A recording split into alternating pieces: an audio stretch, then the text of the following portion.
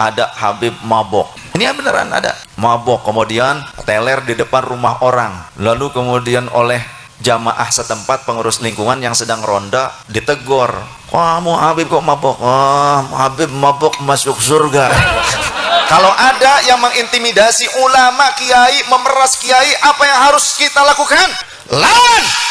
Kok kiai meres, datang ke kiai, kiai aneh mau ngadain maulid, ente mau bantu berapa? Dikasih oleh kiai 300.000 di amplopin, pas dibuka 300.000 dilempar ke muka kiai.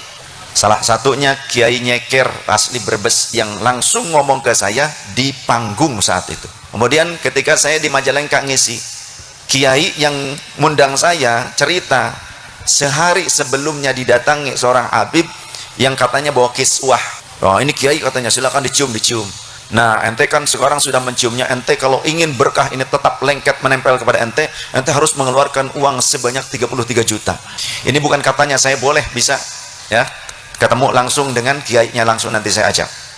Kemudian ada lagi yang di Brebes, ketika 300.000 dilemparin, lalu Bib harus berapa katanya? Ente kalau bukan karena datuk aneh, ente nggak bakalan jadi kiai katanya. Berapa dong Bib?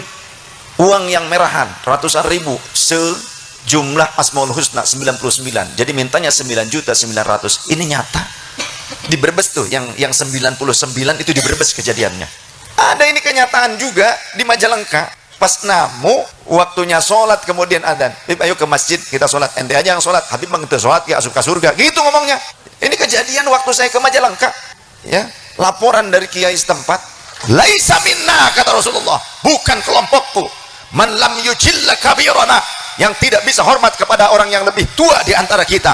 Innama yuridullahu liyudhiba ankumur rijsa ahlal baiti wa yutahhirakum tathhira. Lantas kemudian ada orang yang menggunakan potongan ayat ini dengan tujuan untuk memvalidasi, membenarkan tindakan buruknya yang bertentangan dengan syariatul Islam.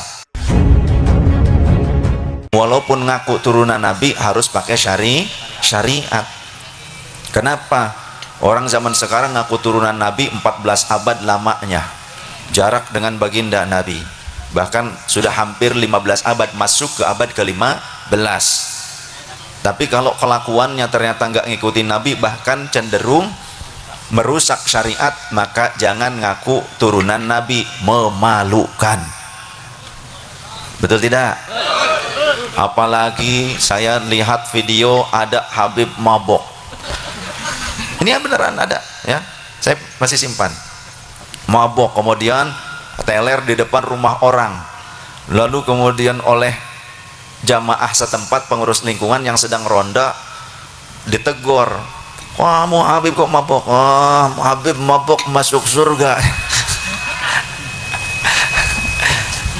Kacau ya, ente mabok gak boleh, aneh mabok gak apa-apa katanya, mabok ya.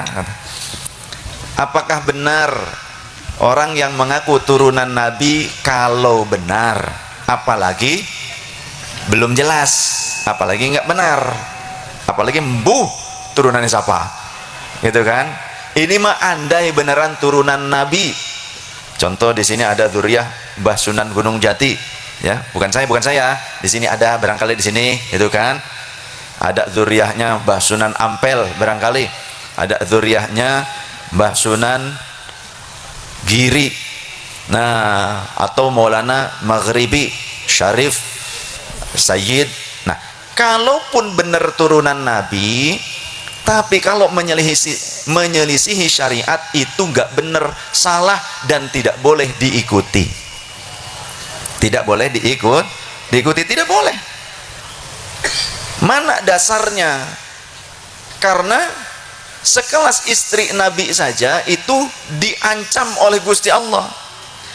Kan sekarang banyak tuh orang ngaku turunan Nabi tapi melegalkan kezoliman. Ke kiai meres, datang ke kiai, aneh mau ngadain maulid nih, ente mau bantu berapa? Dikasih oleh kiai 300.000 di amplopin, pas dibuka 300.000 dilempar ke muka kiai. Salah satunya kiai nyeker asli Brebes yang langsung ngomong ke saya di panggung saat itu, yang membuat saya murka. Ada video saya murka terhadap oknum-oknum seperti itu. Karena apa? Karena para ulama yang berjasa mengislamkan masyarakat, yang berjasa ngajarin Quran, jadi ngerti kalamnya Allah, bisa baca dengan tartil, mengikuti kewajiban Allah, warattilil Qur'ana tartila. Kiai yang ngajarin wudu, yang wudu adalah syarat keabsahannya sholat, kalau tidak sah wudunya maka tidak sah sholatnya, ngajarin sholatnya yang benar. Itu mereka, para kiai-kiai, para ustadz-ustadzah, para ulama, mereka yang punya jasa besar, tapi mereka dikerdilkan, mereka dipecundangi di negerinya sendiri, seolah mereka tidak punya peran untuk mengislamkan bangsa dan negara Indonesia.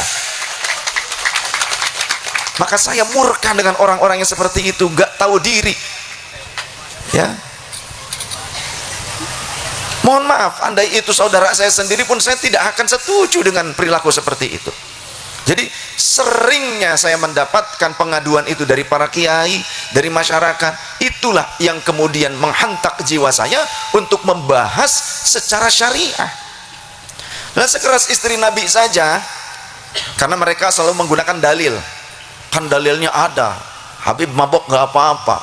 Kemudian ketika saya di Majalengka ngisi, kiai yang ngundang saya cerita, sehari sebelumnya didatangi seorang Habib yang katanya bawa kiswah makbaroh Nabi, pengakuannya begitu, ya. Kiswah itu kain penutup.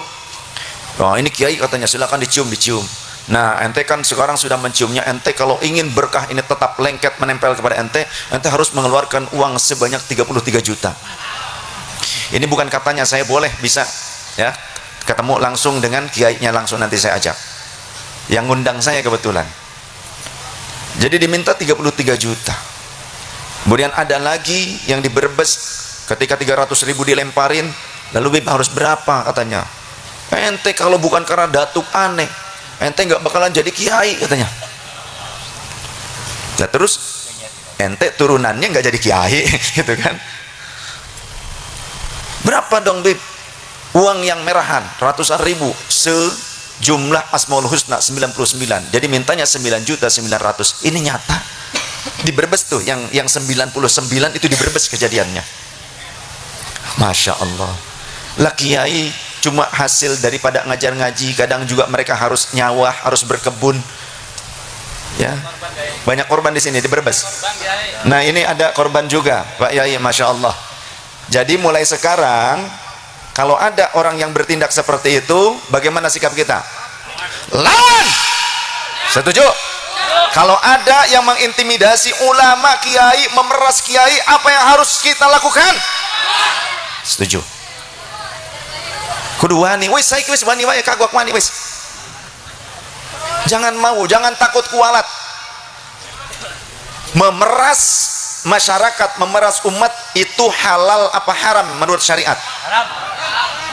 Uang hasil malak itu halal apa haram?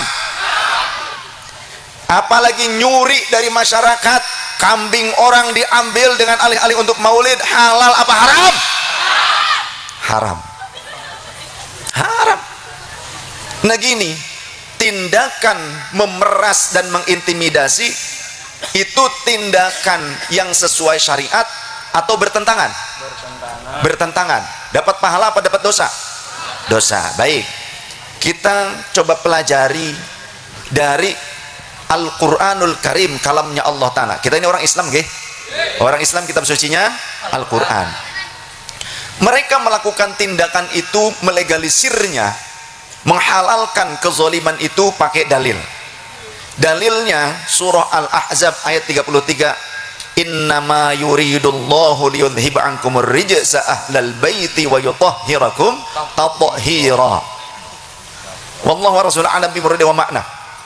Innama yuridullahu, innama, tidak ada yang lain, sesungguhnya, hanya, gitu ya. Kalau ilmu balaghah kan begitu, seolah-olah tidak ada yang lain tujuannya. Innama yuridullahu, Allah berkehendak, liyudhiba ankumur rijsa, untuk menghilangkan, rijsun itu kotoran, dari diri kalian. Ahlal baiti, wahai ahlul bait Nabi. Siapa yang dimaksud pada ayat ini? Yang dimaksud pada ayat ini di dalam kitab-kitab tafsir seperti Ruhul Ma'ani, ya, tafsir Al-Quranul Azim, ternyata Sayyiduna Ali, Sayyidah Fatimah radhiyallahu anha, Sayyidul Hasan wal Husain radhiyallahu anhuma. Di dalam asbabun nuzulnya ternyata berkenan dengan itu. Nah, nanti ada sangkut pautnya dengan istri-istri Nabi juga, karena ayatnya berkesinambungan dari ayat-ayat sebelumnya. Kita lanjutkan dulu yang ini, kalimat potongan ayat yang tadi. Jadi bukan satu ayat full, tapi itu potongan. Innama yuridullahu liyudhiba ankumur rijsa ahlal baiti wa yutahhirakum tathhira. Liyudhiba ankumur rijsa ahlal baiti wa yutahhirakum tathhira, dan Allah bertujuan untuk menyucikan kalian dengan sesuci-sucinya. Lantas kemudian ada orang yang menggunakan potongan ayat ini dengan tujuan untuk memvalidasi, membenarkan tindakan buruknya yang bertentangan dengan syariatul Islam. Padahal isinya, ini kan potongan ayat yang sempurnanya. Nah, harusnya qori yang bacanya. Ya setidaknya yang suaranya bagus. Ini saya bawa ini. Ya. A'udzu billahi minasy syaithanir rajim. Bismillahirrahmanirrahim. Wa qarna fi buyutikunna wa la tabarrajna tabarrujal jahiliyatil ula wa aqimnas salata wa atina az-zakata wa ati'na Allaha wa rasulahu. Innama yuridullahu liyudhhiba 'ankumur rijsa ahlal baiti wa yutahhirakum tathhira. Wallahu wa rasuluhu a'lam bi muradi wa ma'na. Shadaqallahul azim. Wa qarna fi buyutikunna wa la tabarrajna tabarrujal jahiliyatil ula wa aqimnas salata wa atinaz zakata wa ati'na Allaha wa rasulah. Baru innama yuridullahu wa qarna fi buyutikunna wallahu wa rasuluhu a'lam bi muradi wa ma'na. Ini khitabnya kepada muannats. Wa qarna fi buyutikunna, khitabnya kepada muannats. Kepada siapa? Ternyata dari ayat sebelumnya diketahui ya nisa'an nabi, tujuan ayat ini adalah peringatan kepada istri-istri Nabi. Istri Nabi yang hidup serumah dengan Nabi, yang ngelayani Nabi, ngeladeni Nabi, bisa dipeluk dan bisa memeluk, bahkan bisa melihat aurat Nabi. Lah kita sekarang bisa nggak seperti itu? Nggak bisa. Sekelas istri Nabi yang sangat disayang oleh baginda Nabi saja, oleh Allah diperintahkan waqarna fi buyutikunna, wahai istri-istri Nabi, berdiam dirilah kalian di rumah-rumah kalian. Untuk apa? Menjaga diri kalian. Wala tabarrajna tabarrujal jahiliyatil ula, dan jangan kalian bersikap seperti sikapnya orang-orang jahiliyah, wanita-wanita jahiliyah, dalam cara berpakaian, dalam cara berbicara, bersikap, beretika. Jangan seperti wanita jahiliyah. Tuh, ini istri Nabi. Apalagi cuma ngaku turunan kayak kita-kita di zaman ini. Ya. Wala tabarrajna tabarrujal jahiliyatil ula wa aqimnas sholata, dan tegakkanlah sholat oleh kalian wahai istri Nabi. Istri Nabi harus sholat. Turunan Nabi gimana? Boleh nggak sholat turunan Nabi?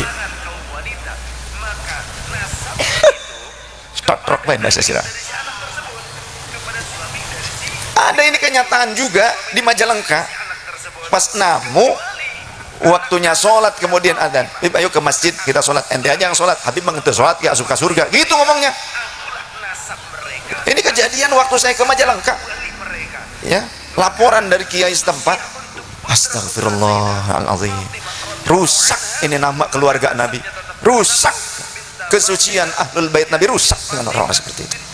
Ya, ahlul bait Nabi yang dimaksud Sayyidah Fatimah radhiyallahu anha, Sayyidina Ali karramallahu wajha, Sayyidina Hasan wal Husain radhiyallahu anhuma. Wala tabarrajna tabarrujal jahiliyyah ula wa aqimnas salata wa atinaz zakata. Wahai istri-istri Nabi, tunaikanlah zakat. Artinya harus berbagi. Jangan ini mengaku turunan Nabi malah malakin. Ulama yang harusnya disayang oleh kita diperhatikan. Mereka yang berhak mendapatkan infak dari kita. Ya. Walladzina uhsiru fi sabilillahi la yastati'una darban fil ardh yahsabuhumul jahilu aghniya aminat ta'affuf ta'rifuhum bisimahum la yas'aluna an-nasa ilhafa al-baqarah. Mereka para orang-orang yang berdakwah dengan cara ngajar ngaji, bukan cuma jadi penceramah khutbah, bukan. Yang dimaksud adalah orang-orang yang alim yang mengajarkan ilmu mereka, bukan penceramah, bukan.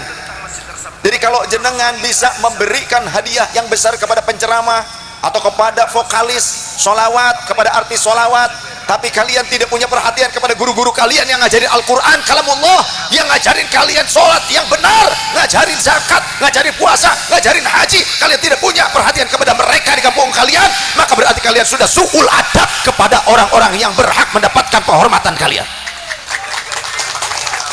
Laisa minna, kata Rasulullah, bukan kelompokku. Man lam yujilla kabirana, yang tidak bisa hormat kepada orang yang lebih tua di antara kita.